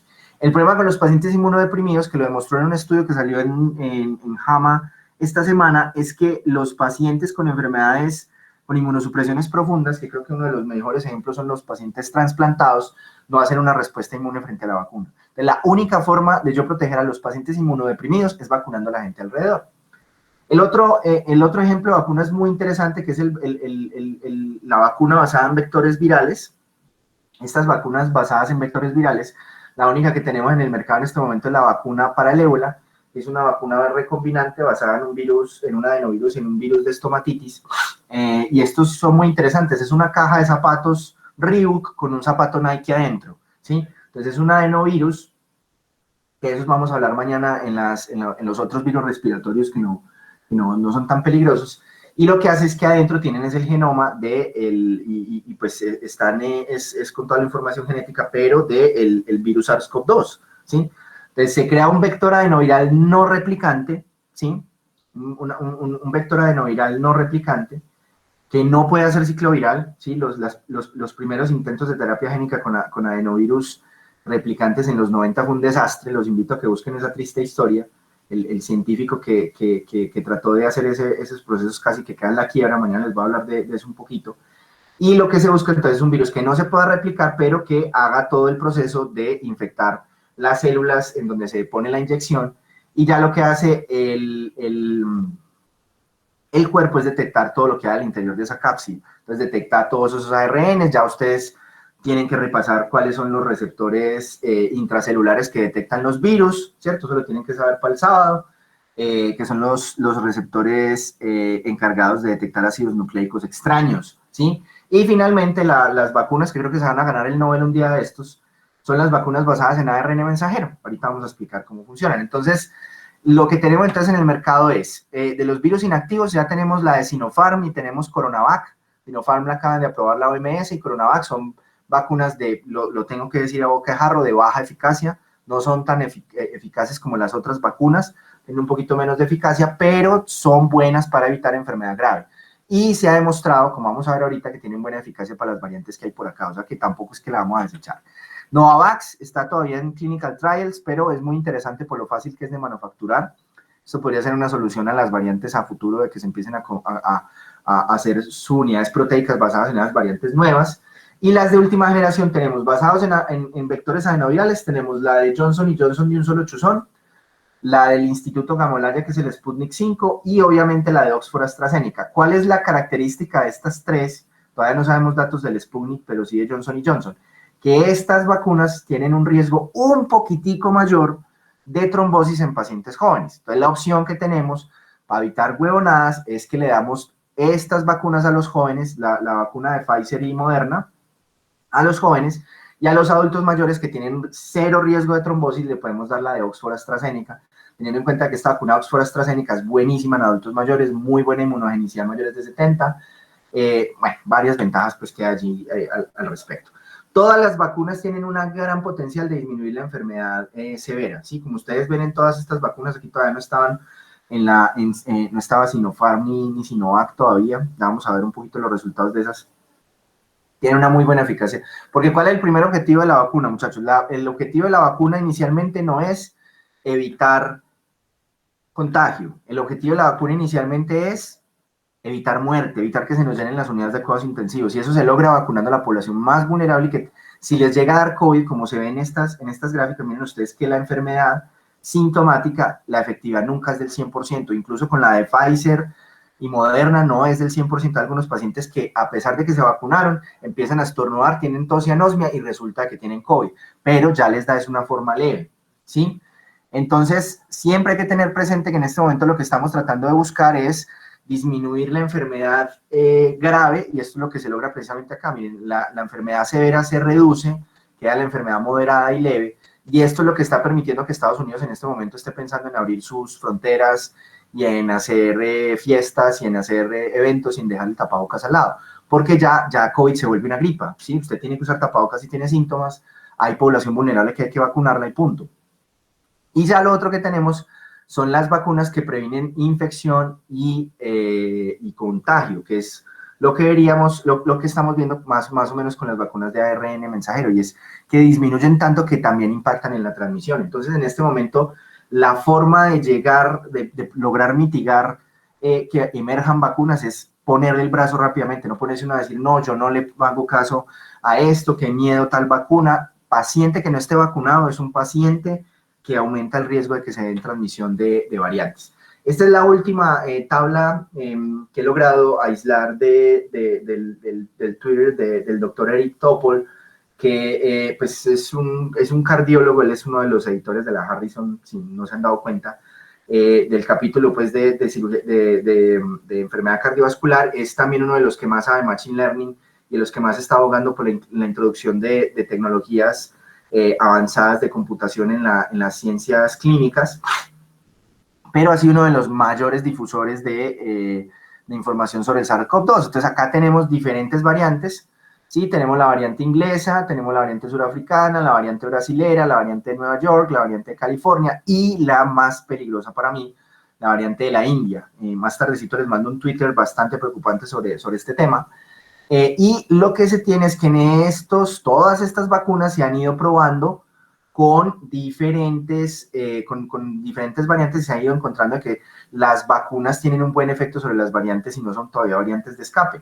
Entonces sabemos por clinical trials que la mayoría de las vacunas siguen siendo eficaces contra estas variantes, ¿sí? Variante California, Nueva York, principalmente las vacunas de ADA que son Moderna y Pfizer.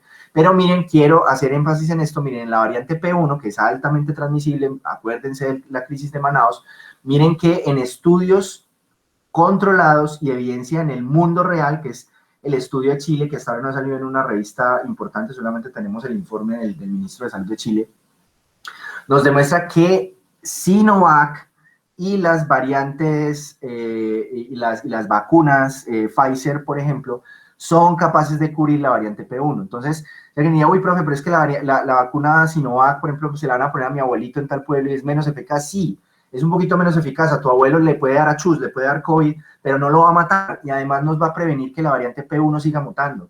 Entonces, por eso es muy importante que la usemos, que la sigamos usando. La variante surafricana a mí me parece un poquito preocupante porque solamente se ha mostrado eficacia en la vacuna de Johnson Johnson y las vacunas de ARN mensajero. Le fue muy mal a la vacuna de Oxford AstraZeneca con esta. Pero una buena noticia, lo digo para acá en Caldas, muchachos, a los que a sus papás y abuelos les van a poner la de Oxford AstraZeneca, pilas. ¿Cuál es la variante más frecuente en Caldas en este momento? En lo que sabemos, la variante inglesa. Recuerden las cagadas que produjo la variante inglesa en Inglaterra y que probablemente esa variante inglesa, algo de esa variante es precisamente la variante hindú. Miren que hay buena eficacia de la vacuna de Oxford AstraZeneca en estudios de laboratorio, estudios preclínicos y en la experiencia con ambas vacunas en Israel y en Reino Unido, ¿sí? O sea que conclusión, para detener las variantes y que nos vaya a evolucionar una variante bien fea, acá en el departamento de Caldas tenemos que ponerle el brazo a la Sinovac, tenemos que ponerle el brazo a la Oxford AstraZeneca y tenemos que ponerle el brazo a la vacuna de Pfizer, obviamente, que en este momento es la que demuestra más eficacia. ¿Por qué tenemos que hacer esto? Esta es mi preocupación. Alguien me ha dicho, venga, profe, ¿usted por qué no salió el fin de semana a celebrar el simposio y todo esto? Porque yo soy un arma de destrucción masiva, ¿sí? Yo tuve una dosis de la vacuna y a los 10 días me infecté, con alta probabilidad de que lo que me infectó a mí entre la primera y segunda dosis fue la variante inglesa. No encuentro otra explicación, ¿sí? Este es un estudio publicado por el grupo de bioinformática de la Universidad de Tel Aviv. Ustedes saben que en este momento Israel es uno de los países que tienen más adelante los procesos de vacuna, donde se analizaban las infecciones breakthrough o las infecciones de escape en los pacientes vacunados, especialmente analizando la vacuna de Pfizer, que fue la que me pusieron a mí. ¿Qué se encontró? Los vacunados infectados, ¿sí?, que llevaban al menos una semana después de la segunda dosis, lo que más se encontró en esos segunda dosis que fueron vacunados era que se encontraba más que todo la variante surafricana, ¿sí? Con una probabilidad de, digámoslo, de asociación de 8-1 de variante surafricana con respecto a variante original. Y vale, pues cuidado esto, que este es el caso de su querido profesor.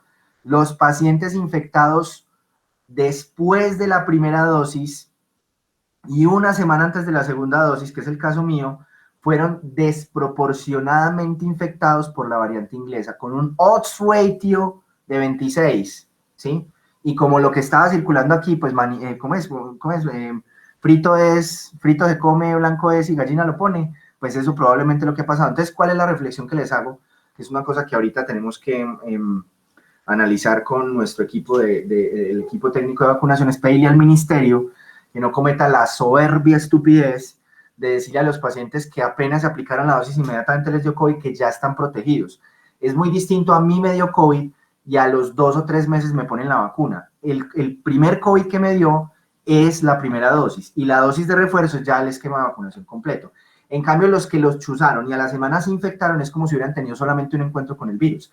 Entonces nosotros quedamos es con una inmunidad incompleta y al tener una inmunidad incompleta, esos anticuerpos lo que hacen es coger estas variantes con 8 mutaciones y seleccionar más mutaciones. O sea que los que estamos parcialmente vacunados podemos ser el pangolín que dé origen a una variante de escape y se cague en la sopa y nos caguemos en la batica cuadros, ¿sí? Esa es la importancia, es el tema de vacunar entonces a esto. Entonces, ya empecemos a hablar un poquito ya de lo que ocurre en el humano. Vamos a hablar en estos minuticos que nos quedan de la inmunidad, para ya después empezar a hablar de los temas técnicos. Ya en conclusión tenemos que el SARS-CoV-2 es un virus ARN de cadena sencilla, de cadena positiva. Es una enfermedad aguda sin latencia. Hay algunos pacientes que pueden excretar el virus durante más tiempo, pero como les había yo mencionado en otras oportunidades, generalmente esas partículas virales son partículas virales inactivas, sin capacidad de replicación. Después de 10 a 12 días uno generalmente ya está botando ese virus inactivo, y los únicos que son capaces de replicar el virus de forma activa durante mucho tiempo son los pacientes inmunodeprimidos. Hemos tenido reportes en la literatura de pacientes con leucemia, con cáncer, con trasplantes que han ido replicando el virus de forma continua durante meses. Y pues obviamente como es un virus ARN, entendemos entonces que la prueba diagnóstica, la prueba madre, que son estos protocolos de RT-PCR, pues obviamente van dirigidos a detectar el ARN mensajero. Por otro lado, es un virus con envoltura, y este virus, el hecho de que sea con envoltura, que nosotros ya lo hemos visto en las condiciones de los virus, son virus que son muy lábiles en el entorno, son virus que son fácilmente eliminables a través de químicos, de procesos de desinfección básicos y de rutina, tanto en restaurantes, en casas, como en hospitales. Y esto es una de las tragedias bien curiosas, muchachos. Ustedes no saben cuántas capacitaciones hicimos en GRAM, en las empresas que nosotros consultamos, en el Once Caldas, en Termales del Otoño, en hospitales fuera de Caldas, precisamente tratando de llevar estos protocolos de la OMS, diciéndoles desinfecten, pongan estos tapetes, hagan esto con los zapatos, y eso resultó siendo pura mierda, ¿sí? El virus realmente la transmisión es transmisión aerobia.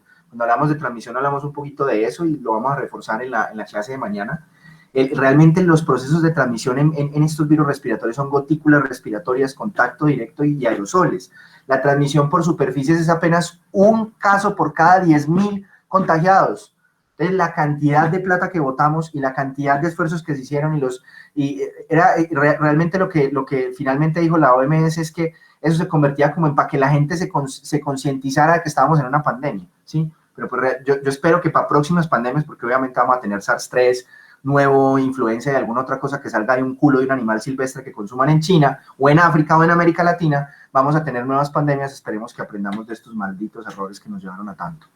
El receptor entonces AC2, ahora sí entremos al humano, es un receptor que está presente en un montón de tejidos, ¿sí? Usted se mete a Wikipedia, busca proteína AC2 y busca dónde está, y se da cuenta que está en la mucosa de la nasofaringe, en las glándulas salivales, en el tracto respiratorio inferior, en la mucosa de los ojos y en el tracto digestivo.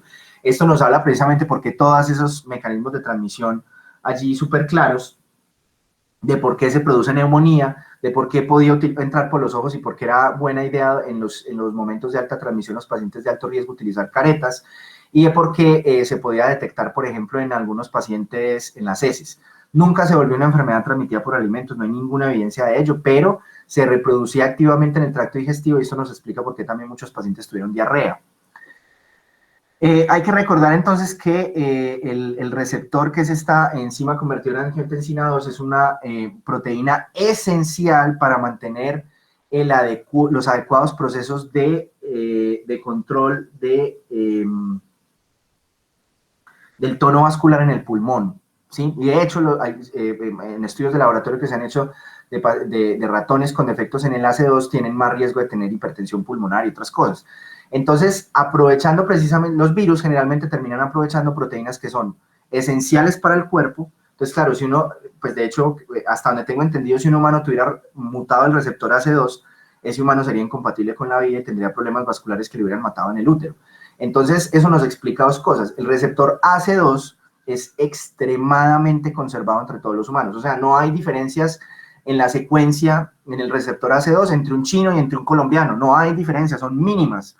Entonces, para el virus, como la puerta de entrada de la llave de virus, es como si el virus, cuando se hizo la recombinación, esa llave que le dio el pangolín, para ese virus, todos los seres humanos somos simplemente unas chapas con una cerradura única y es una llave maestra que abre todas las puertas de todos los seres humanos. Ese es el problema del receptor AC2 y por eso es que también empezó también a matar desproporcionadamente a los pacientes con riesgo cardiovascular, porque los pacientes que utilizan inhibidores de la IECA, de la enzima convertidora de angiotensina, y que utilizan también receptores, bloqueantes del receptor ARA2, que son, pues mi papá toma esos medicamentos y los papás de ustedes y los abuelos de ustedes toman eso. Como uno está todo el tiempo inhibiendo estas vías, se produce un feedback positivo que hace que tengan más receptores. Entonces, obviamente, estos pacientes con riesgo cardiovascular aumentado son capaces de hacer mayor carga viral a nivel de las vías respiratorias inferiores y por eso tienen mucho más riesgo de muerte, ¿sí?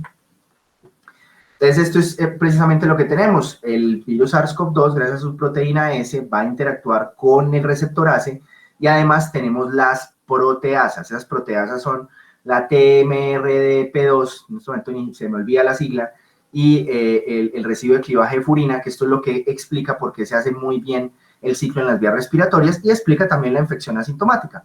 Ya la hemos visto un poquito cuando hablamos de la respuesta innata, que hay algunas proteínas, eso lo vamos a ver ahorita, unas proteínas no estructurales del virus que inhiben el censamiento de las vías que prenden los IRFs 3 y 7, entonces en ese inicio del ciclo viral uno no se da cuenta que está infectado, ¿sí? Va a haber entonces también replicación en el epitelio olfatorio y la respuesta inmune frente al epitelio olfatorio y la reproducción de las células explica la anosmia, ¿sí? Hay una invasión directa del epitelio olfativo. También tenemos reproducción en los alvéolos y en los bronquios. Y obviamente, pues como la reproducción es mayor en el tracto respiratorio superior, esto nos explica por qué el ciclo de reproducción viral es mucho más rápido y no se da neumonía en la mayoría de los pacientes. El SARS-1 producía neumonía en el 60% de la gente que infectaba. Imaginen lo peligroso que era. Entonces, esto es un poquito la fisiopatología, ¿sí? Tenemos entonces la proteína espícula, se une entonces al receptor AC2 gracias a esos sitios de unión específico de la región RBD y de esos aminoácidos clave, que son esos 5 aminoácidos que heredamos del pangolín. Se da entonces el inicio del ciclo, se da una unión y una entrada mediada por receptor a todo el sistema de vesículas endocíticas, y esto se logra gracias al clivaje de la proteína, gracias a esta TMPRSS2, que es una proteasa que se une a ese sitio de clivaje de furina de esos aminoácidos que habíamos visto que habían sido una inserción en el genoma, y ahí entonces ya tenemos el inicio del ciclo, ¿sí? Entonces tenemos un efecto citotóxico directo sobre la proteína ACE, tenemos además una disregulación del eje renina-angiotensina-aldosterona, debido a que recuerden ustedes que lo que hace este tema es que cuando hay un aumento de angiotensina 2, que es por ejemplo lo que ocurre normalmente en la regulación, pues uno va a tener receptores de angiotensina 2 y esto lo que va a hacer es aumentar el receptor AC2, ¿sí? Ese receptor AC2 lo que hace es ya coger esa angiotensina 2, clivarla para producir una disminución del tono vasomotor en esa zona del cuerpo. Entonces, ¿qué es lo que pasa? Como el virus empieza a hacer una acción sobre el receptor AC2, empieza el ciclo viral, entonces la célula lo que hace es hacer una regulación a la baja de ese receptor AC2, dañando entonces la posibilidad de controlar de forma adecuada el gen del eje renina-angiotensina-aldosterona.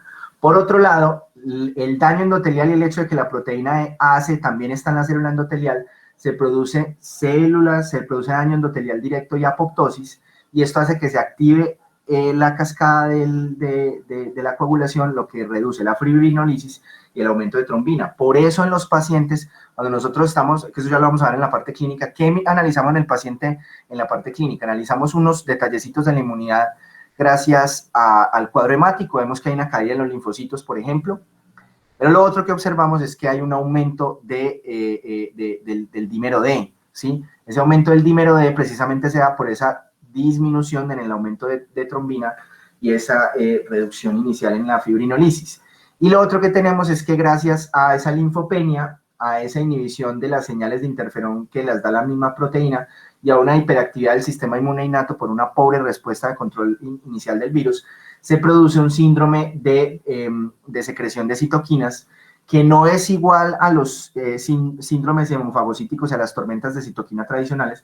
Los niveles de citoquina son apenas por encima o incluso inferiores a los niveles que se ven en una sepsis, pero solamente eso basta para mantener esa respuesta de inflamación que lleva a una disregulación global, y es todo lo que vemos acá: aumento de dímero D, aumento de coagulación, aumento de citoquinas proinflamatorias, y se produce esa cascada de feedback positivo entre inflamación y trombosis, lo que lleva entonces a todos los daños orgánicos en el cuerpo. Así entonces los factores de riesgo en general que tenemos son los pacientes, lo que tenemos entonces es ser de sexo masculino.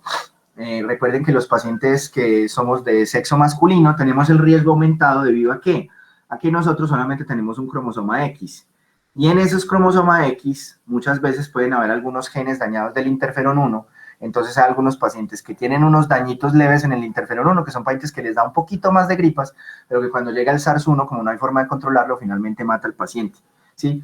Esa es parte inmune, la vamos a hablar ahorita. Los pacientes obesos tienen un pobre control de la inflamación, entonces hacen mayor daño inflamatorio. Los pacientes con mayor edad tienen procesos de inmunosenescencia, entonces el control de los IRF3 y 7 son mucho más pobres que en los pacientes en edad joven.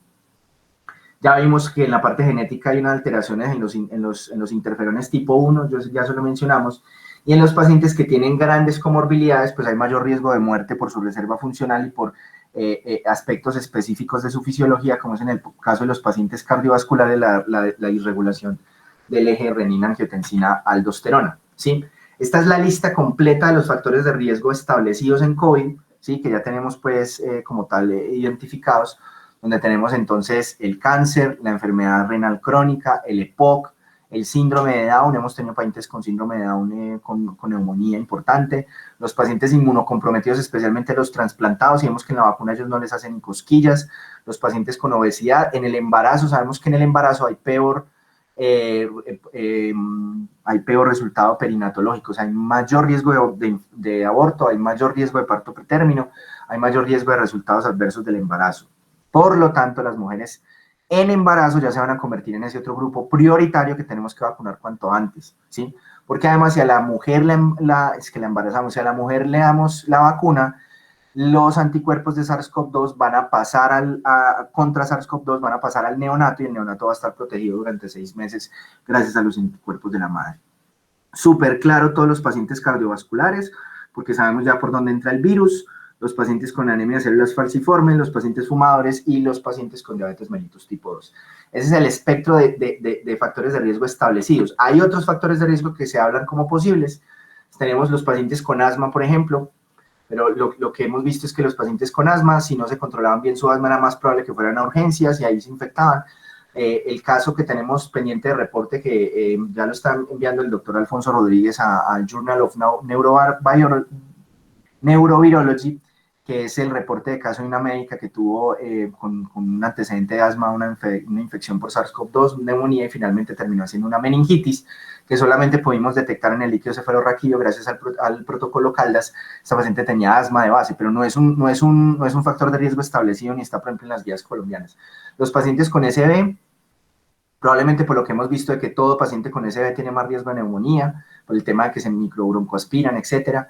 Los pacientes con fibrosis quística tienen el pulmón dañado, los pacientes hipertensos, pero solo con hipertensión sin miocardiopatía, porque tienen afectado el eje renina-angiotensina-aldosterona, los pacientes con inmunosupresión, pero por trasplante de células hematopoyéticas, los pacientes VIH con uso de corticosteroides. Hace poco salió un artículo de JAMA muy interesante, en Lancet, perdón, sobre la relación VIH-COVID. El que quiera de pronto leer sobre el tema me dice, se lo paso. Los pacientes con enfermedad hepática que son inmunocomprometidos en general, los pacientes con enfermedades neurológicas diversas, los pacientes con sobrepeso más no obesos, los pacientes con fibrosis pulmonar, con cicatrices pulmonares por otras causas, otras enfermedades parecidas no a la fiebre, no a la célula falciforme, sino talasemias, vemos que tenían relación, por ejemplo, con la malaria, y los pacientes con diabetes mellitus tipo 1, pues que la diabetes, entre comillas, juvenil. Eso ya lo hemos analizado en clases pasadas. Recuerden ustedes que la inmunidad arranca siempre por la detección de los PAMs a través de los receptores del sistema inmune innato. El reconocimiento entonces del SARS-CoV-2 a nivel intracelular se va a lograr gracias a los receptores que son capaces de detectar los ARNs dicatenarios, como son, por ejemplo, los TLRs 3, 7 y 8. Además tenemos los receptores RIG, que son capaces de reconocer los ARNs que están sueltos en el citoplasma de forma libre. Y además tenemos la proteína MDA5 que funciona también en el citoplasma. Entonces tenemos la posible detección del virus en las vesículas endocíticas por donde entra y cuando se libera a través del citoplasma. Y todo esto va a llevar a la activación de los IRFs 3 y 7. Se lleva a la inhibición de la síntesis de proteínas virales, a la degradación del virus ARN a través de nucleasas. Hay que recordar que el virus SARS-CoV-2 tiene una cadena de poliadenina, tratando de parecer pues, precisamente un ARN mensajero. Y además hay varias proteínas. Ay, perdón, muchachos. Estornudé, qué pena. Que son capaces de esas proteínas no estructurales, son capaces de inhibir la acción allí. Es que precisamente uno de los adaptadores iniciales que arrancan toda la respuesta IRF7 son las proteínas CARD, que la habíamos visto en relación con Candia albicans en particular, y la proteína MDA5, que es un gen de diferenciación de melanoma, perdón. Esto lo que hacen es interactuar con las famosas proteínas MAPS y esto es lo que lleva entonces a que se dé la cascada de los IRF7. Entonces, si tú intervienes por alguno de los lados, por todas las vías llevan siempre la activación de estos MAPS, va a disminuirse la capacidad de los IRFs 3 y 7 de polimerarse. ¿Qué es lo que pasa entonces con el SARS-CoV-2? Hay ciertas proteínas estructurales, especialmente en el ORF1 y ORF1, en el ORF1A y el ORF1E, que lo que hacen es enlentizar y además, en específico, por ejemplo, la proteína estructural 1, lo que hace es que tiene un efecto similar a la papaína, o sea, es una proteasa, y lo que hace es que muchas de las proteínas que se producen inicialmente de respuesta antiviral intracelular, lo que hace es que las degrada. Entonces, algunos de estos señalizadores se degradan, no se puede hacer entonces una respuesta antiviral y por eso se da el ciclo de forma eficaz. Entonces, hay diferentes defectos dentro de las genes que están allí en el cromosoma X, por eso a los hombres nos da más COVID, que explican estos, que pueden explicar el 15% de los COVID graves en UCI. Defectos en el TLR3, que detectan los ARNs bicatenarios. Ya respondemos a este, Sofi, un momentico. Dice Sofi, profe, ¿por qué se activan los CAR si ese es el dominio NOD2 que detectan bacterias y se encuentran en las células PANET? Sí, pero esto es específico precisamente en las células intestinales. Hay que recordar que el CAR son varios CAR, ¿sí? Hay CAR9, van del 1 al 9, y hay otros señalizadores intracelulares que son señales redundantes para activar los IRFs 3 y 7. Cuando uno veía ese primer mapa que yo les mostré, hemos visto que esos IRF 3 y 7 iban directamente por los señalizadores intracelulares, pero los TLRs 3, 7, 8 y 9. Hay otros que se pueden activar a través de los RIG, que van a finalmente hacer esos activadores MAPS en la mitocondria, pero son por CAR distintos a estos de inmunidad de mucosas. Es más que todo por eso. Lo que pasa es que estos mapas que se ven en los libros de texto que los utilizamos para nosotros aprender inmunidad, no ponen todas las vías porque sería imposible entender esa vuelta de todas las vías que llevan a la activación de esos señalizadores intracelulares. De hecho, esos crosstalks entre los IRF3 y otras vías, como por ejemplo las vías del JAK-STAT, es lo que explica por qué también las enfermedades virales dan fiebre. Acuérdense ustedes que si hay una muy buena respuesta antiviral, también se activa el factor mieloide 88, que lleva a la expresión de interleuquina 1, de TNF-alfa y interleuquina 6, que es lo que explica por qué también el dengue, por ejemplo, da fiebre. ¿Listo? Entonces recuerden ustedes que si yo daño el TLR3, no puedo detectar a través de los endosomas, entonces no puedo detectar los ARNs que hay allí atípicos. Cuando salen ya los ARNs al citoplasma, si hay alguna alteración por los RIG o por esta vía que precisamente había preguntado Sofi, y esto se da gracias a las proteínas no estructurales, entonces no lo puedo detectar por ese lado. Y si además tengo defectos en los receptores de interferón, entonces una célula puede producir interferón 1, pero las células epiteliales alrededor no se dan cuenta y entonces se jode completamente el proceso de respuesta. Porque esto se vuelve redundante. Los interferones que secretan las células infectadas se pegan en los receptores del interferón 1, se activan las vías del JAK-STAT, y esto va a llevar entonces a que los genes de respuesta a interferones en las otras células hagan la respuesta, o sea, inhiban la síntesis de proteína, por eso es que hay una regulación a la baja del receptor ACE, entre otras muchas acciones que llevan al estado antiviral inicial. Pero hay que recordar que no todo es sistema inmune innato, ¿sí? Hay que recordar que en los pacientes, esto es que lo quiero tener presente. Si ustedes me preguntan, profe, ¿qué es lo que más le preguntan a usted de vacunas? Es el tema de anticuerpos. Tengo un montón de gente en mi WhatsApp estresada porque se hicieron una prueba de anticuerpos que le salió negativa y dicen, pero yo ya me apliqué 2 veces la vacuna y además me dio COVID porque no tengo anticuerpos. Las pruebas que hacemos acá, en la clase de mañana vamos a analizar esas pruebas. Lo que hacen es detectar solamente anticuerpos en general contra el SARS-2, generalmente contra la nucleocápside. Y hay que recordar que la respuesta que hacen la mayoría de las vacunas es contra la proteína espícula, ¿sí? Contra la proteína S. Entonces, lo que se demostró y que preocupaba a mucha gente en este artículo que salió en Nature a inicios de este año es que se demostraba que los pacientes, los healthcare workers, pues los trabajadores en salud, los anticuerpos neutralizantes disminuían en el tiempo. Entonces uno dice, juepucha, entonces hay que chuzar a todo el mundo cada 6 meses. No, hay que recordar que no todo es anticuerpos, hay inmunidad celular, ¿sí? Entonces miren ustedes, cuando uno se infecta, inician los síntomas, miren que incluso lo primero que se va activando es precisamente esa inmunidad celular.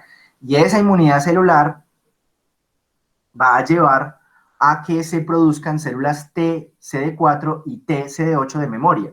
Entonces, muchas veces hay la expansión de las células productoras de anticuerpos, eso lo vamos a ver el jueves, se establecen las células de memoria, ¿sí? Esas células de memoria van a empezar a hacer el homing a través de los diferentes ganglios linfáticos, y ese paso por los ganglios linfáticos, ellos van produciendo algo de inmunoglobulinas de memoria. Acuérdense que hay el cambio de isotipo de inmunoglobulina M, inmunoglobulina G, y va a quedar una pequeña respuesta de inmunoglobulina G. Muchas veces no alcanza a pasar el umbral de detección de anticuerpos. Entonces a mí me hacen el chuzón, me dicen, uy, hermano, negativo para inmunoglobulina G, pero si el virus vuelve y aparece, ¿sí? La gente se expone otra vez al virus, lo que hace es que aumenta la respuesta celular, vuelve otra vez y recluta la respuesta inmunal, y si usted le hace en ese momento de ese reto infeccioso a ese paciente, le hace la respuesta a anticuerpos, vas a descubrir que tienes una gran respuesta nuevamente a inmunoglobulina G.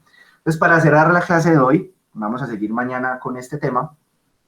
No es solo la respuesta a anticuerpos, muchachos. En la inmunidad del SARS-2 es muy importante la inmunidad celular, y las pruebas de anticuerpos que tenemos en Caldas no nos predicen la respuesta a anticuerpos, no nos predicen la respuesta de la vacuna, ni que el paciente haya sido infectado, ni tampoco son ni siquiera capaces de predecirnos si un paciente tuvo en el pasado enfermedad por SARS-CoV-2.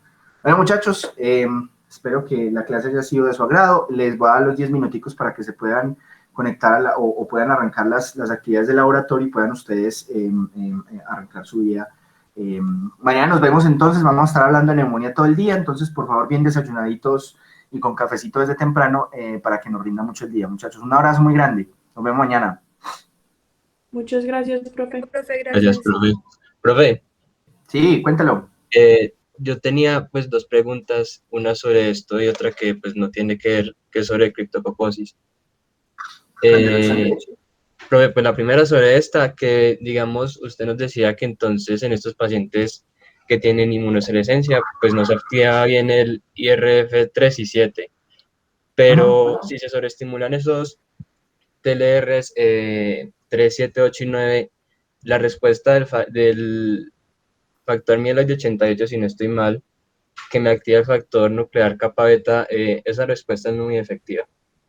Es que eso, Chino, eso es lo que se trató con los interferones 1 farmacológicos, que a mí me da mucha tristeza que eso no haya funcionado, porque pues si uno analiza, esto es precisamente la otra cara de lo que tú estás diciendo, uno dice, bueno, si ellos tienen inmunosenescencia, pues ¿por qué no le damos a los viejitos algo que active realmente esos elementos de respuesta a interferones y se dé entonces una respuesta global de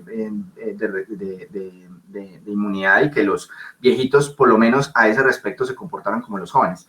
Ha sido una gran decepción los estudios con interferón 1, porque no han demostrado que reduzcan completamente el tema del COVID en los adultos mayores ni en personal de salud, ¿sí? Lo que se cree es precisamente por la cantidad de vías redundantes que se tienen que dar para la activación del sistema inmune, porque acuérdense que no solamente muchas veces es detectar eso extraño que es el virus, sino también detectar el daño que le hace a la mucosa. Por eso es que las vacunas duelen, porque las vacunas vienen con coadyuvantes que atacan o que activan partes específicas del sistema inmune. Entonces, por ejemplo, algunos de las vacunas vienen con Motif CpG, que activan los TLR9. Acuérdense que los TLR9 son más relacionados con la detección de bacterias intracelulares. Entonces, ese empujoncito que se le da al sistema inmune innato a través de daño o a través de activar algún receptor que detecte esto, pues le ayuda mucho a esa respuesta inmune, y por eso probablemente fue el fracaso de los interferones 1. Pero indudablemente si pudiéramos modular esa respuesta de que fueran todos los señalizadores intracelulares, o sea, los TLRs 3 a 7, los RIC1 y la respuesta de melanoma, la MDA5, que parece ser también muy importante, lograríamos tener un medicamento que podría quitar esa inmunosenescencia de los adultos mayores. Pero el problema de todo lo que activa el sistema inmune es que puede tener riesgo de producir enfermedad autoinmune. Ese es el gran riesgo. Ah, ya, profe. Y la otra era sobre, pues cuando vi la charla de Graham, decía que en los pacientes que les daba criptococosis y que eran pacientes SIDA, pues esto que tiene las tres fases, ¿cierto, profe? La inducción y todo esto. Digamos, se decía, creo que si no recuerdo mal, decían que se tenía que iniciar la terapia antirretroviral 2 a 3 semanas después de haber empezado la terapia antifúngica. Pero se mencionaba que había pacientes que presentaban recaída. Entonces, ¿qué pasa con un paciente que se le inicia la terapia antirretroviral y presenta recaída? Pero recaída que el criptococo. Sí, del criptococo, profe. Hay que también analizar otros factores clínicos que no solamente son el resultado de la interacción entre el sistema inmune y la criptococosis, porque los objetivos allí iniciales es: yo arranco la terapia de criptococo para mantener el patógeno a raya, bajar la carga de ese patógeno, cosa que cuando yo reconstituya el sistema inmune, ese sistema inmune no produzca una hiperinflamación y se dé el iris, ¿cierto? ¿O qué es lo que puede pasar? En esa terapia de criptococa, esa terapia es complicada, porque utiliza unos medicamentos que son algo tóxicos y ahí entra a jugar un poquito la farmacocinética y farmacodinamia. Entonces, si por alguna razón hay problemas en la dosificación de esos pacientes, en los esquemas de dosis o en interacciones medicamentosas que reduzcan la eficacia de estos medicamentos, uno le quita el freno de emergencia a criptococo. Entonces vas muy bien con la reconstitución del sistema inmune, pero se da una recaída de la criptococosis. Lo otro puede ser pacientes que tengan lesiones pulmonares o lesiones desconocidas que puedan ser un reservorio interno del patógeno, pero eso pues sería un poquito más exótico. Ah, listo, profe. Gracias. Listo, pero muy buenas las preguntas, muy bacanas. ¿Alguna otra? Bueno, Nata López pregunta, profe, tengo una pregunta. He escuchado hacer gárgaras con isodine puede reducir la replicación viral en el tracto respiratorio superior. No hay estudios, no se han hecho estudios clínicos controlados del caso, pero sí les puedo decir una cosa. Los procesos de desinfección del tracto respiratorio superior que se han hecho en las unidades de cuidados intensivos, porque pues ya, ¿se acuerdan que vimos las definiciones de neumonía? Habían unas neumonías asociadas a la ventilación mecánica y a la hospitalización. Entonces, lo que se sabe es que muchas veces esas neumonías se dan por la colonización de la orofaringe y después hay una microaspiración de esos patógenos y se van para adentro. Entonces, una de las cosas que se ha investigado con relativo éxito, incluso hay unos estudios muy interesantes que hizo el Hospital Santa Sofía, la doctora Florian, sobre la prevención a través de desinfectantes de este tipo de sustancias tipo clorexidina y entre otras, y ha mostrado un impacto para reducir la neumonía. Hay que recordar una cosa, muchachos, y es que para uno poder hacer una profilaxis con isodinio, con clorexidina, con lo que sea a nivel de la mucosa y todo eso, uno tendría que hacer buches y además hacer la típica que se le devuelva a uno la clorexidina y le pase a través de la nariz y le salga por la nariz. ¿Por qué? Porque es que hay una gran concentración de los receptores allá en la nasofaringe, ¿sí? Entonces, digamos que usted muy juicioso se expuso a COVID, pues eso es la importancia del tapabocas, pues porque el tapabocas me está protegiendo todo. Pero si uno no usa el tapabocas, uno hace las gárgaras, esas gárgaras te están previniendo el ciclo viral en la orofaringe, pero no están haciendo nada en la nasofaringe, y creo que nadie quiere hacer gárgaras que se le vayan hasta la nasofaringe y isodine, no creo que nadie quiera hacer eso. Entonces, desafortunadamente no creo que tenga mucha eficacia. La verdad es mejor el uso del tapabocas. ¿Qué otras preguntas tienen, chicos?